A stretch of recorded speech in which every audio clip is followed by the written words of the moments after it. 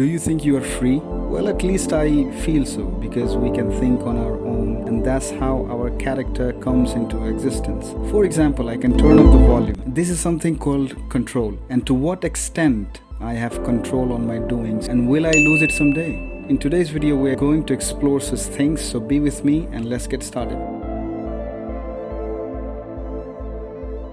Well, first of all, my existence is not my decision. Few things are decided by the God. I'm born as a human in a certain family at a certain time. I did not have control on any of this. It's God's plan, bro. But since I'm already here, I have been given the freedom to think, to have my own opinion. For example, even this video is all about my own opinions and beliefs. And I can also think. All of this makes me feel that I am in control of my doings. All of the thinking process happens in our brain. We know that if anything wrong happens to this part of the brain, it can cause sexual deviances, and this part is responsible for all the emotions we have, and this one is for the vision. So basically, there are parts of the brain which are responsible for particular functions, and they are connected by a wire-like structure called axons, forming a network. And this network creates the consciousness. This is where our desires and thoughts give rise to our intentions, through which we make our decisions. And whoever knows the true meaning of this equation, he can intimidate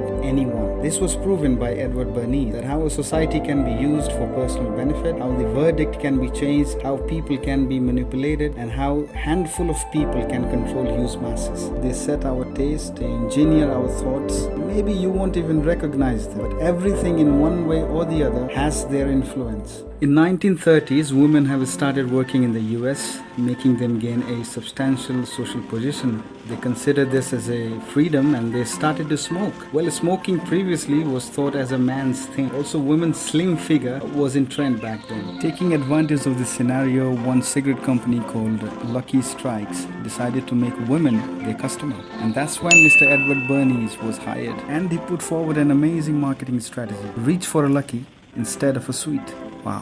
What he actually meant was, instead of having sweets and be fat, you can rather smoke and be slim. Many started smoking. Bernays also hired female models who used to smoke at events, and they called it torches of freedom. And it made huge profits for the company. Women started to smoke thinking they will stay slim, they will be free. But as we all know, smoking does not cause freedom. It only causes cancer, right? Well, back in those days, Edward Bernays knew how a celebrity can influence thousands of people, which targets our deep desires and inner emotions, making us do whatever they want. They make us buy whatever they wish. Robert Cialdini outlined few principles of persuasion. First one is reciprocity. If someone favors you or help you in certain situations, you are also obliged to help them back. For example, if a friend invites you to a party, there is an obligation for you to invite them back to a future party you are hosting. And in context of social obligation, people are more likely to say yes. Second one is scarcity. People want more of the things they can have less of. A strategy which Apple company used to sell their products. People used to stay in queues for hours to buy it. Third one is authority. People generally like to follow the experts. For example, if we visit a doctor and sees his degree hanging on the wall, we instantly become relaxed, even though we don't know what's going on with our body, but the doctor knows his shit, right?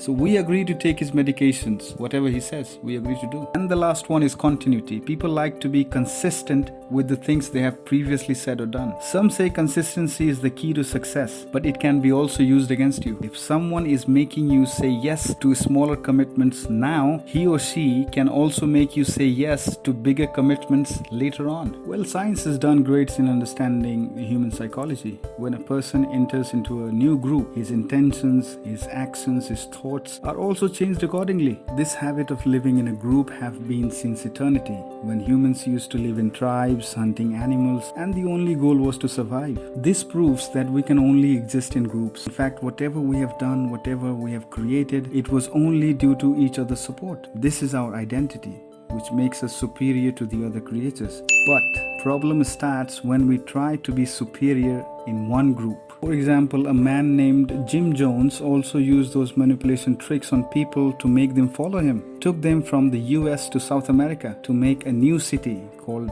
Jonestown, the promised land. And people started following him blindly. They left their homes, their country, their family just to be his devotees. The falsehood and the trickery made Jim Jones a master manipulator. Until one day, more than 900 dead bodies were discovered in Jonestown. Well, we have been told many lies, about products we buy, about elections, about education and whatnot. The media is also working in this to create a new truth, propagandas, new verdicts. Most of the time we accept whatever is shown on our phone screen. We don't even think about asking if this is true or not. Even though we know all of this, the question still remains: to what extent are we in control of our actions? Well, if our thinking is in somebody else's hand, we can never be in control. And often it is extremely hard for us to get away with this trickery and falsehood. Actually, we need to filter all the information going into our head with logic and reasoning. So we can do that, right? And this is not something difficult. I've recently started following this process. After all, I'm also a human. I can make mistakes, and I hope you guys will advise me in the comment section. For now, I'm out. See you again. Much love.